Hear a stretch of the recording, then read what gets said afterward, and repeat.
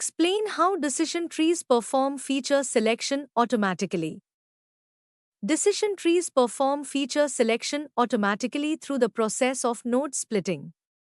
At each node, the algorithm evaluates all possible splits for each feature and selects the one that results in the highest information gain for classification or the lowest mean squared error for regression.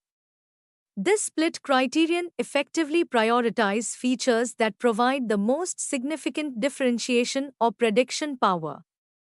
Consequently, features that are less informative or redundant are naturally excluded from the tree as the model grows, leading to an inherent feature selection mechanism within the decision tree algorithm.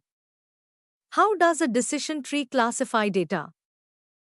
A decision tree classifies data by recursively splitting the dataset into subsets based on feature values, creating a tree structure of nodes and branches. Each internal node represents a feature, and each branch corresponds to a decision rule or condition on that feature. The process continues until it reaches a leaf node, which represents the class label or output.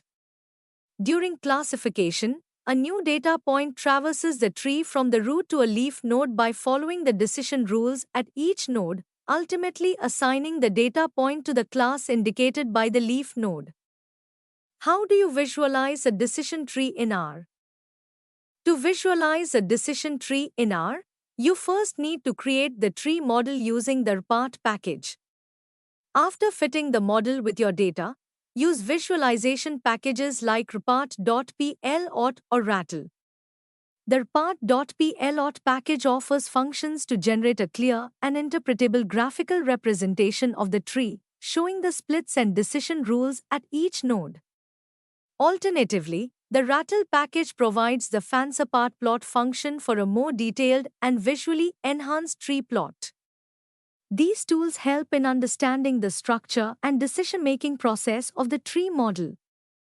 What is a root node in a decision tree?